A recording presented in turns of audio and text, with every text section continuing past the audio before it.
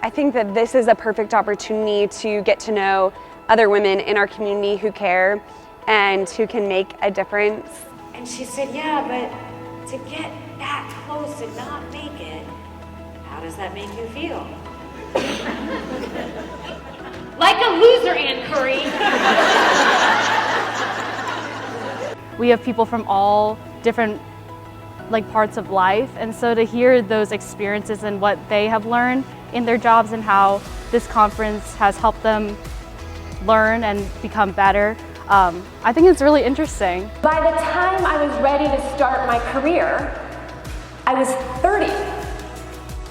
To know that there are women that have done it, for a minority woman like myself, I want to be able to do it too, so that way I can inspire other minority women to do it.